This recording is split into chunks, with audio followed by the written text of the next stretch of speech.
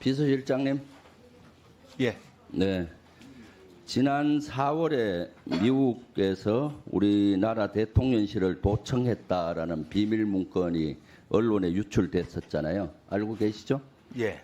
여기에 관련해서 조사해 보셨습니까? 자체 조사? 안보실에서요. 요거는 지난번에도 한번 대답한 것 같은데 안보실에서 자체 조사했습니까? 자체 저한테 물어보신 안보실에서 아니, 둘 중에 누구든지. 안보실에서 아까 비서실장한테 물어보셔서 제가 가만히 있었습니다.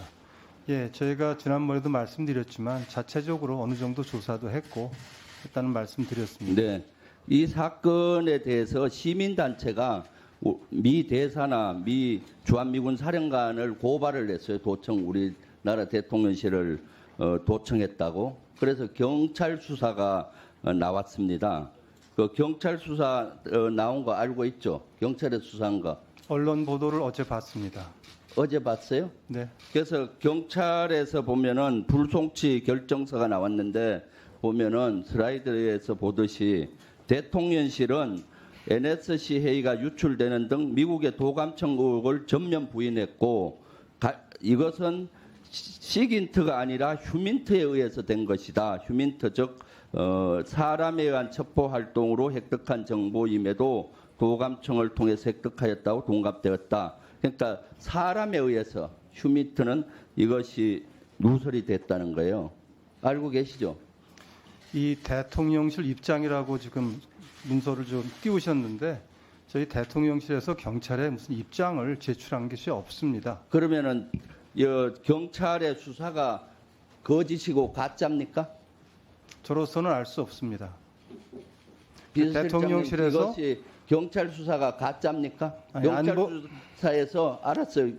안보실에서 경찰에 자료를 제출하거나 대답을 한 게 없다고 어제 제가 언론 보도를 보고 확인을 해보니까 그럼 우리 그 경찰이 확인이 이렇게 됐습니다. 가짜를 이렇게 버젓이 불송치 결정서였습니까?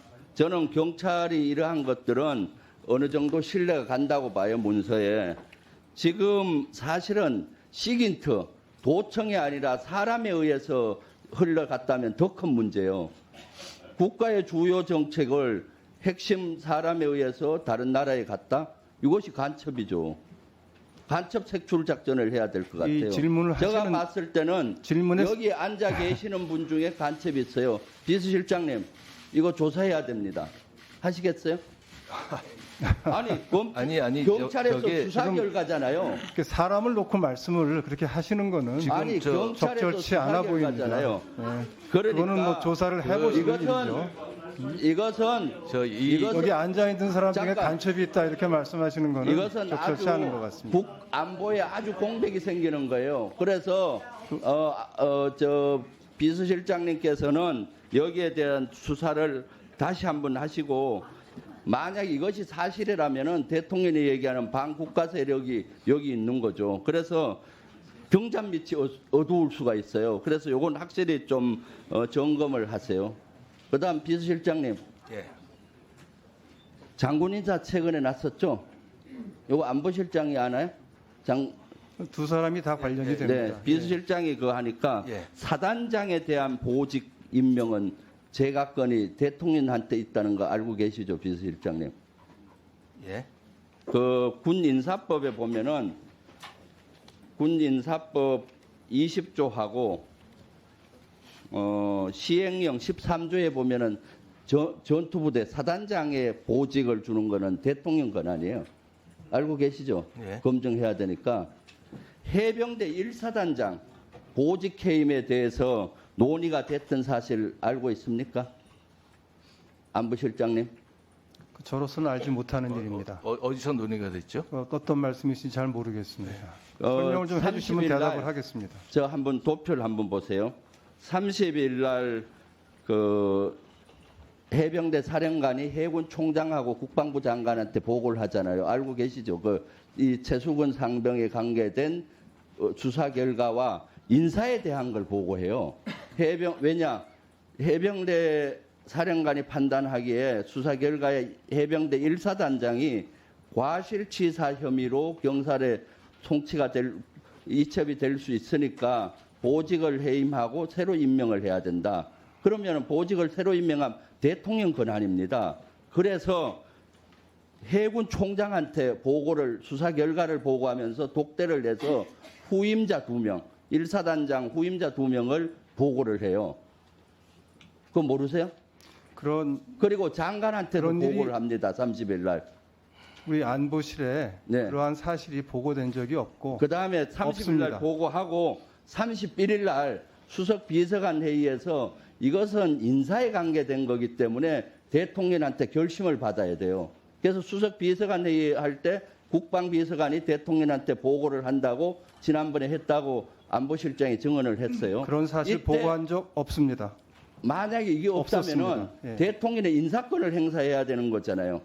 그러면 안보실장도 직무유기고 국방부 장관도 직무유기예요. 그래서 국방부 장관이 이걸 허락을 어느 정도 해서 31일 날 보면은 1사단장을 보직에서 배제시켜요. 보직에서 배제시키고 파견 명령을 내려버립니다. 사단장을 이렇게 보직에 배제시키고 파견 명령을 내리는 건 이례적이에요. 대통령이 여기에서는 관여할 수밖에 없는 거예요. 인사권의 문제니까. 그래서 대통령이 입맛에 맞는 1사단장을 유임시키려고 하다 보니까 수사에 대한 외압이 행사될 수밖에 없었던 겁니다. 수석 비서관에 의해서 31일 날 만약에 보고를 안 했다면은 안보실장님은 직무유기고 대통령도 직무유기예요. 그리고 장관도 그렇고. 왜? 중요한 1사단장의 임무에 대해서 보직해임을 주고 하고 새로 임명을 하는 걸 같이 논의하잖아요. 이미 31일 날 보직해임 수순으로 간 거거든요. 여기에 대해서 안보실장님 어떻게 한번 얘기를 해보세요. 계속 보고 안 했다고 하는데 안 했다면은 안보실장은 진짜로 큰 직무유기를 하고 있는 겁니다. 답변 드리겠습니다. 네. 지금 김 의원님께서 30일 날 그 인사에 관한 얘기가 됐다라고 하는데 총장이 증언을 했어요. 무명 후보자 보고를 30일 날 해병대 사령관한테 보고 받았다. 그 사- 까지 걱정해서 뭐 어느 정도 한 거예요. 그런 사실에 대해 제가 답변을 드리라고 하는데 지금 계속 막고 계십니다.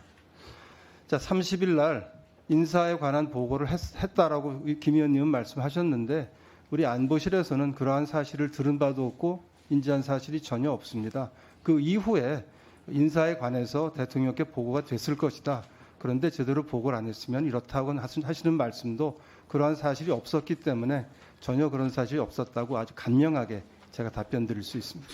이상입니다. 자, 김병주 의원님